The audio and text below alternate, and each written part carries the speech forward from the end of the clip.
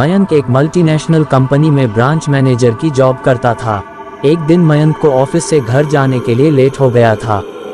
सर्दी की मौसम होने के कारण रात भी जल्दी हो गई थी। ठंड भी बहुत शुरू हो चुकी थी।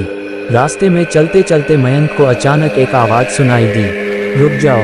मयंक वहीं पर ही रुक गया और पीछे मुड़ के देखा, लेकिन पीछे कोई भी नहीं था। फिर से वही आवाज़ सुनाई दी, सामने देखो। जैसे ही मयंक ने सामने देखा तो उसे जमीन पर कुछ चमकती हुई चीज़ दिखाई दी। मयंक दौड़ के उस चीज़ के पास गया और देखा तो यह कोई साधारण चीज़ नहीं थी बल्कि एक चमकता हुआ हीरा था। उसने वह हीरा अपने हाथ में लिया। उसकी चमक देखकर मयंक की खुशी का पार ना रहा। लेकिन मयंक को कहाँ पता था ये कोई साधारण है या नहीं बल्कि एक मायावी हीरा है। अचानक उस हीरे में से आवाज़ आई, अगर तुम्हें और हीरे चाहिए तो इस ज़मीन को खोदो। इस ज़मीन के नीचे बहुत सारे हीरे हैं। मयंक खुश हो गया। उसने उस हीरे को अपनी जेब में डाला और ज़मीन खोदना शुरू किया। करीबन 2 फीट खोद काम करने के बाद अचानक मयंक डर के मारे चिल्लाने लगा। इसके कारण उसका संतुलन खो गया और ज़मीन पर गिर पड़ा, क्योंकि उस गड्ढे में से हीरे मोती नहीं बल्कि किसी इंसान का कटा हुआ सर मिला। अचानक वह सर हवा में उड़ने लगा और बोला, डरो मत, मैं तुम्हें कोई हानि नहीं पहुंचागा। मैं तुम्हें बहुत सारे हीरे जवेरात भी दूंगा।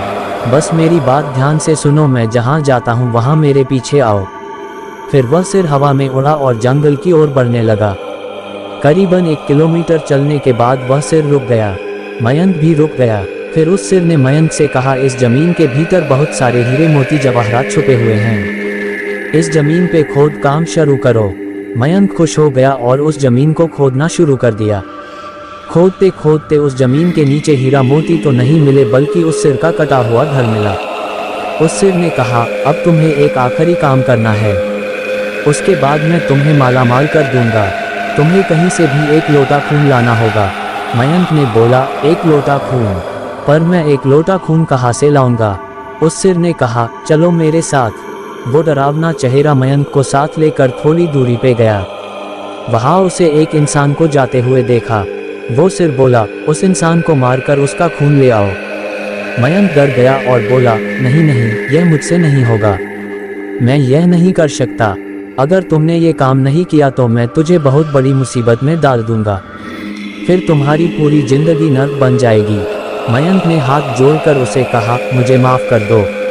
अगर मैंने उसे मार तो मुझे पुलिस गिरफ्तार कर देगी और मुझे जेल जाना पड़ेगा।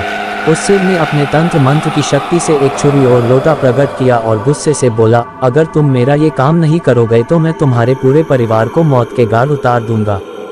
मयंक ने मजबूरी में आकर उस आदमी को मार डाला और उसका खून लेकर उस सिर के पास गया।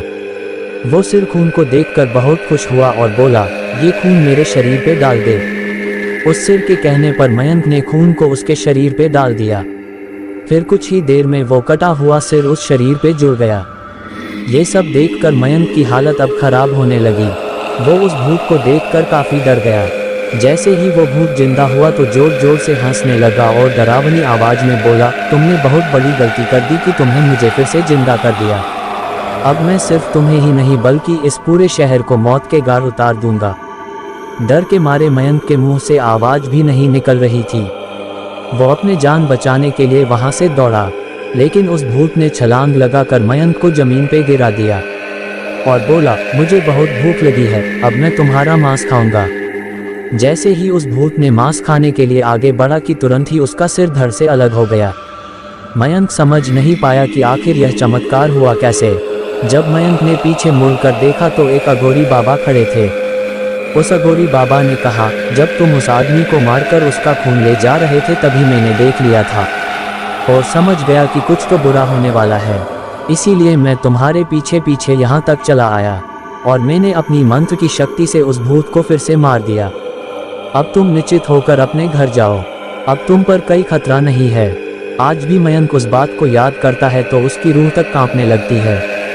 दोस्तों, आपको ये कहानी कैसी लगी प्लीज़ हमें कमेंट करके ज़रूर बताएं। तो आज के लिए बस इतना ही। मिलते हैं अगली वीडियो में। तो अगर आपको ये वीडियो पसंद आया तो वीडियो को लाइक करें और चैनल को सब्सक्राइब करें। जय श्री राम।